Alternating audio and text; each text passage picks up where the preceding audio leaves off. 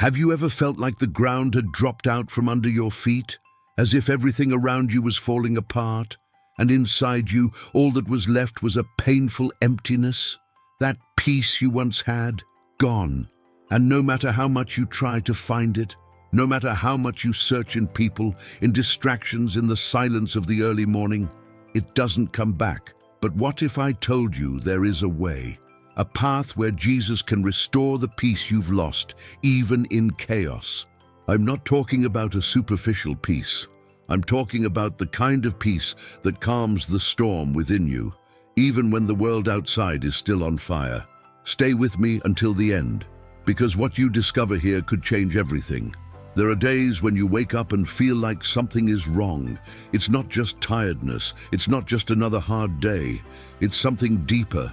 It's like a part of you has been ripped away and you don't know how to put it back. The noise of the world never stops. The demands, the bills, the expectations. Everyone wants something from you. What about you? You just want a moment of silence, a breather. But silence does not come.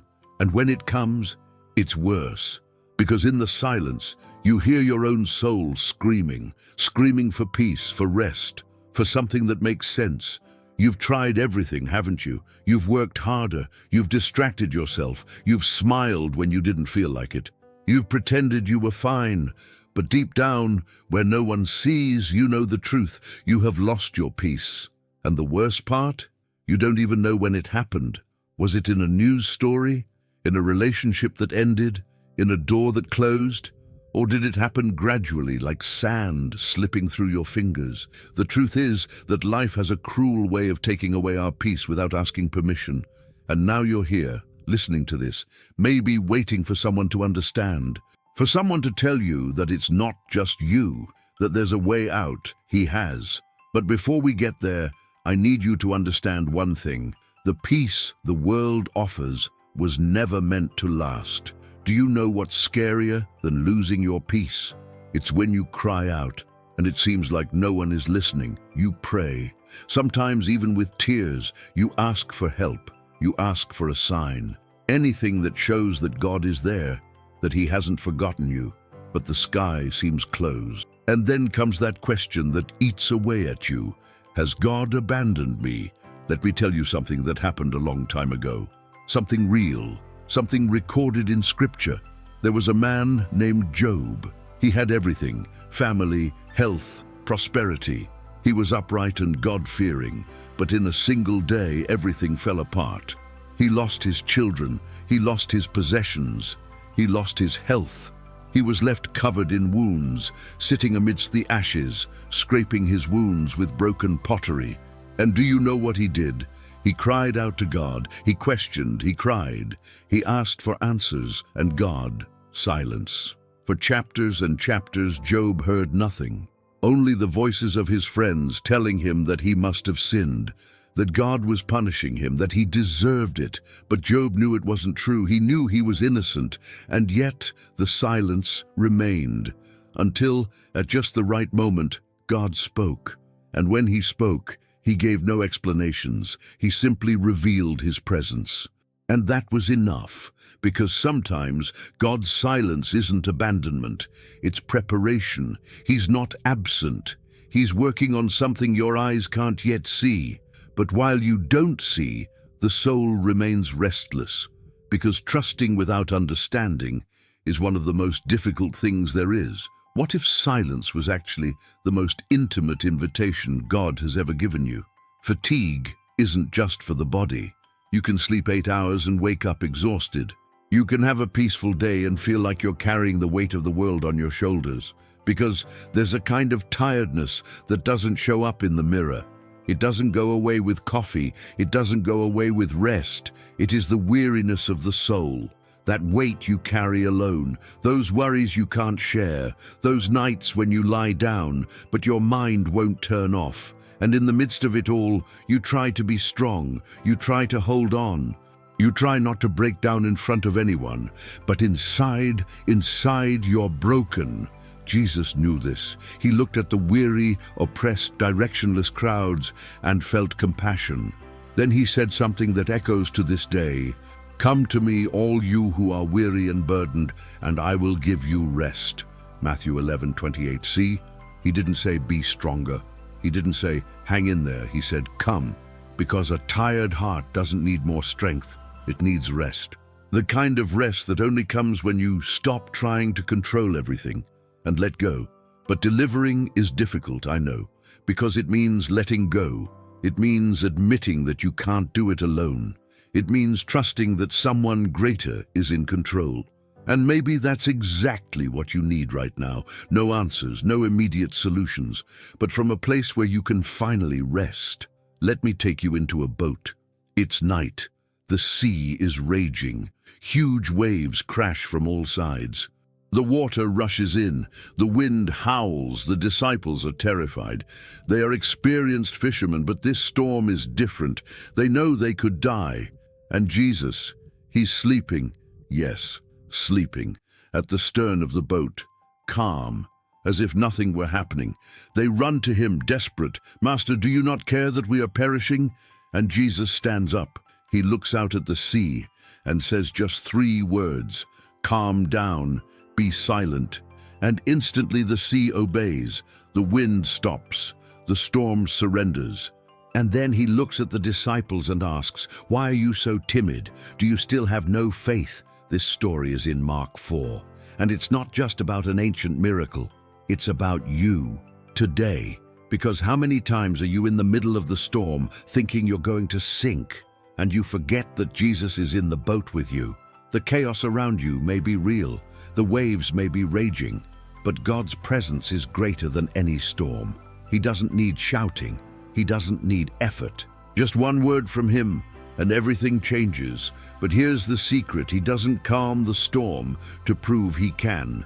He calms it to show who he is. And while you're watching this, I want to make a quick request of you.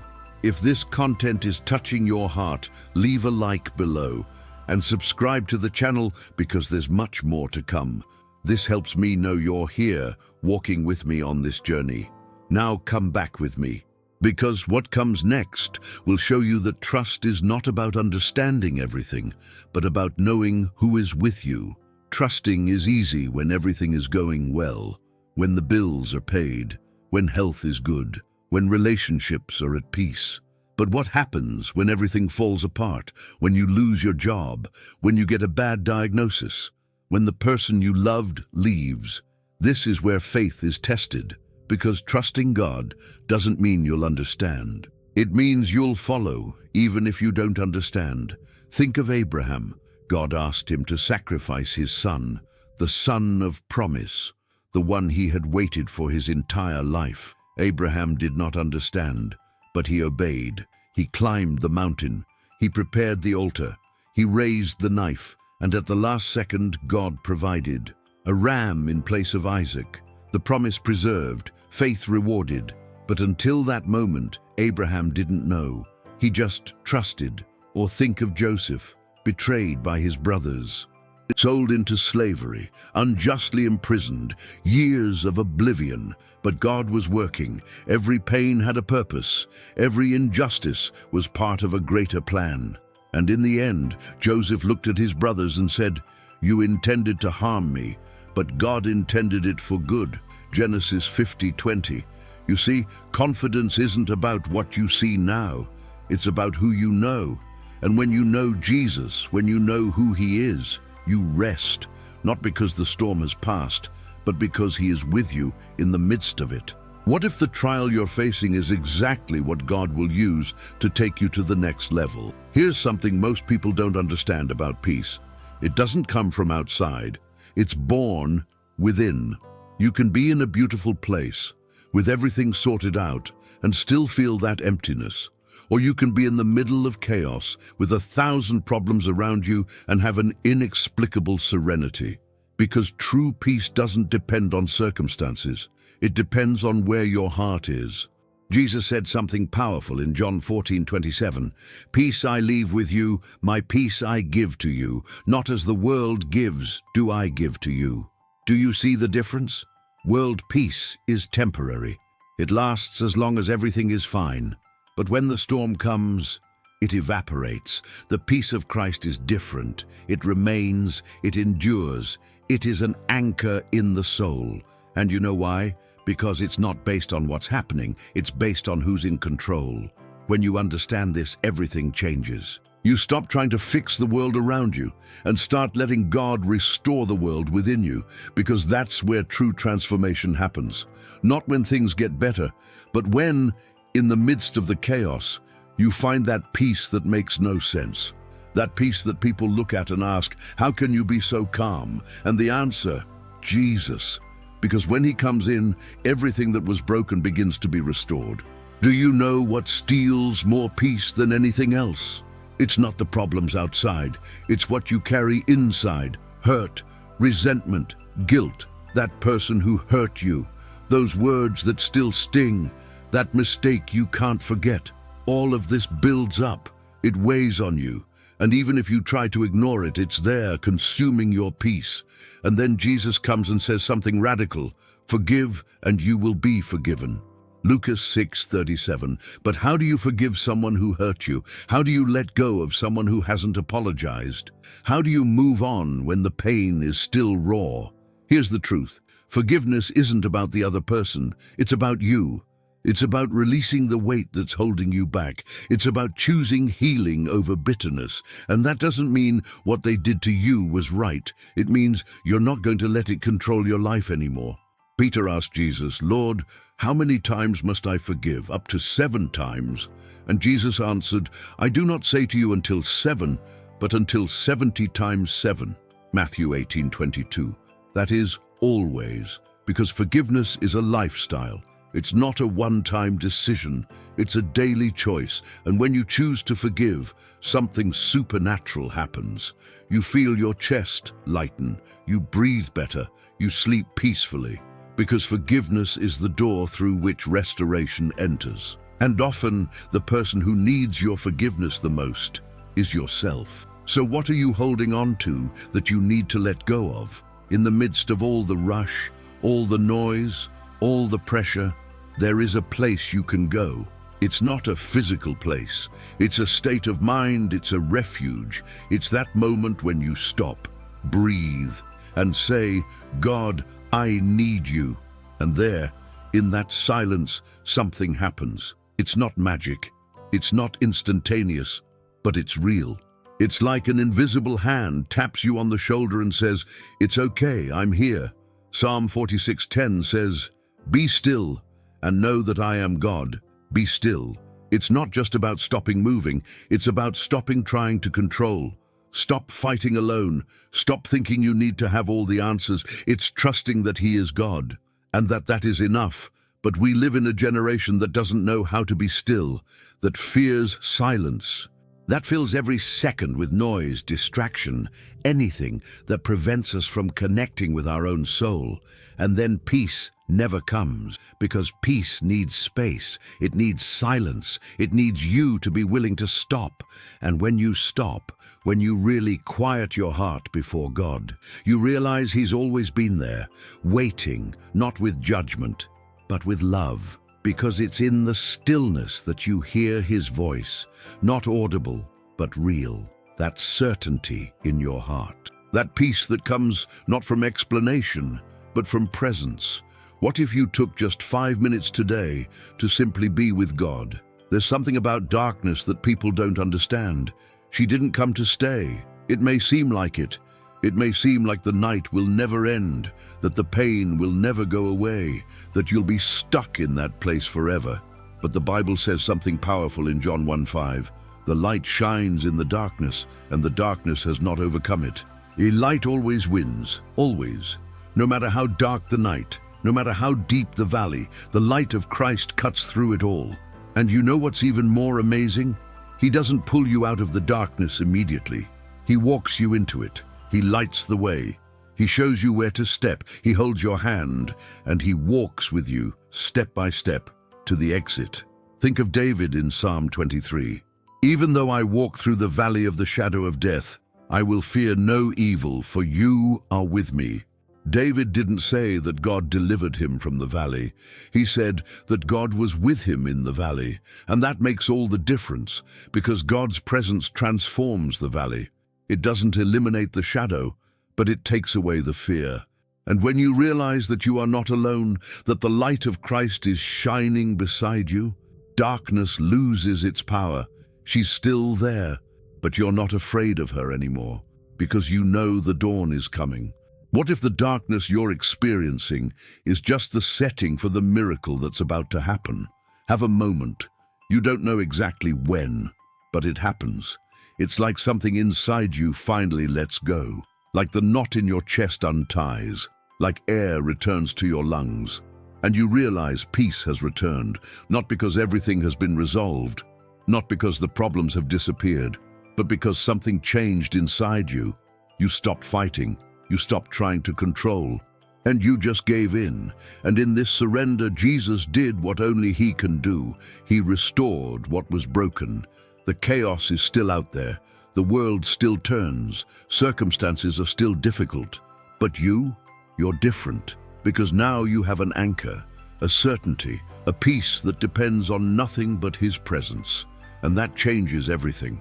You wake up in the morning, and even with the same problems, you have hope. You face the day, and even with the same difficulties, you have strength. Because you're not fighting alone anymore. You have Jesus, and He's all you need. Philippians 4:7 says, "And the peace of God, which surpasses all understanding, will guard your hearts and your minds in Christ Jesus." This peace is real. It exists. It is available to you now. It doesn't matter what you lost. It doesn't matter what was destroyed. It doesn't matter how far you think you've come. Jesus can restore, because He specializes in transforming chaos into purpose, pain into healing, despair into hope. And that restoration begins the moment you say, "Jesus, I need you." If you've come this far, it's not by chance. Maybe you're going through something difficult right now. Maybe you've lost your peace and don't know how to get it back. Or maybe you just felt like you needed to hear this today. Whatever the reason, I want to tell you something. Jesus is calling you, not with judgment, not with demands, but with love, with open arms, with a promise of restoration. He wants to give you the peace the world cannot offer, the kind that weathers the storm, the kind that endures the chaos, the kind that transforms everything. But you need to take the first step. You don't need to have all the answers.